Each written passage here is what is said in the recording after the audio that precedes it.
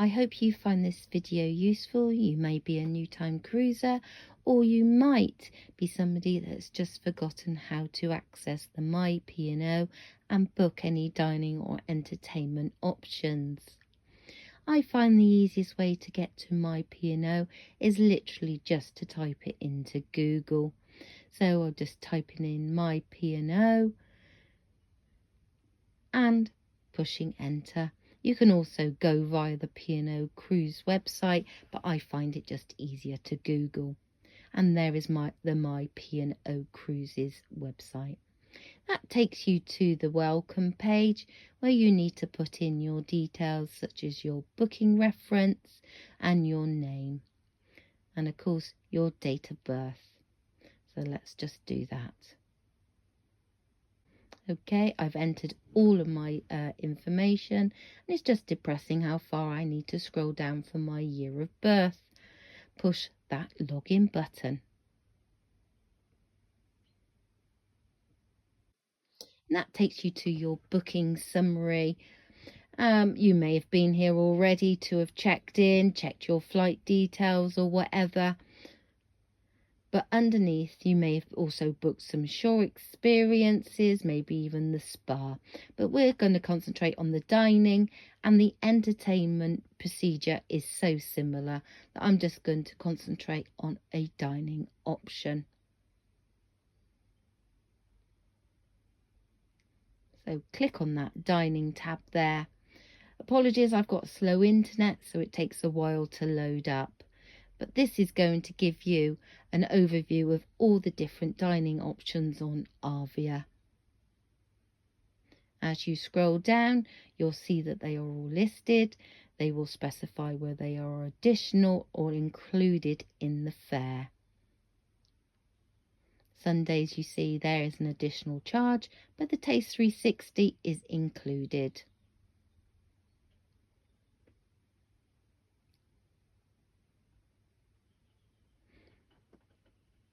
Some things need to be booked. Taste 360 does not. The afternoon tea at Epicurean is what's grabbing my attention. It's an additional charge and it does need to be pre-booked, although I believe you can also book whilst on board if they have availability. Somewhere like the Keel and Cow needs to be booked on board. The Meridian and Zenith restaurants there are two of the main dining rooms, and of course they are therefore included in the fare, but the Green & Co is an additional cost. All these restaurants can be pre-booked.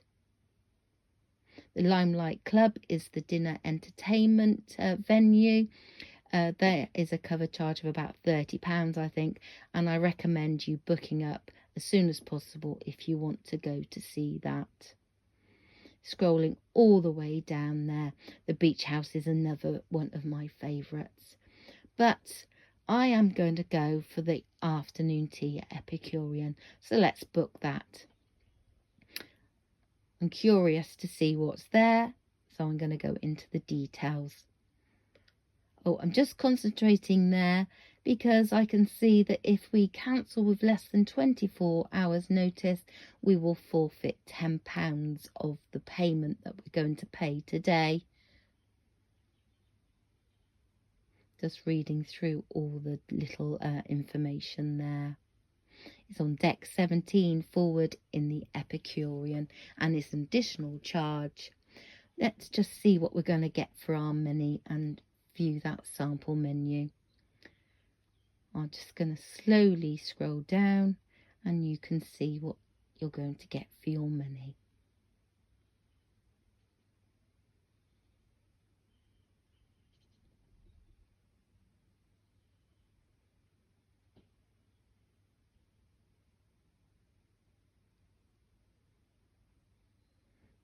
Yep, I'm convinced that looks delicious, so let's book.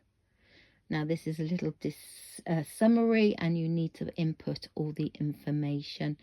2 people. No, we don't need a wheelchair seat. Now what date are we going to go? The ones that are highlighted are the days that are available. Those are the dates for October available, and there are also dates for November available.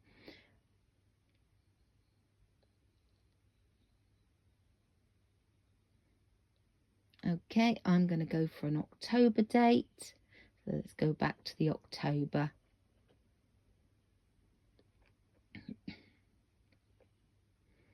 Okay, so on Wednesday the 30th, there are 3 sessions still available, 3 dining times of 3 p.m, 3:15 and 3:30. I'm going to go for the 3 p.m. in the vain hope that it will have been digested by the evening and we can go to one of the main dining rooms for another meal. I am on a cruise after all. So just double confirming those details. Add to basket.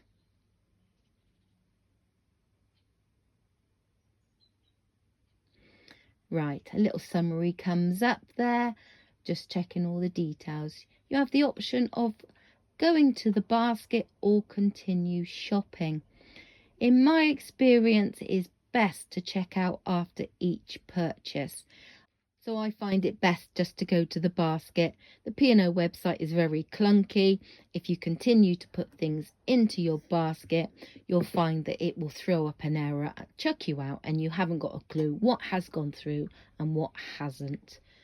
So I'm just going to go to the basket. Just removing that Zenith reservation there because we've actually sorted that out with something else. But here you can see the summary of everything that I've just put in. Now you will notice there is a discrepancy there with the amount. That's because I am Atlantic tier, so that my discount has been discounted.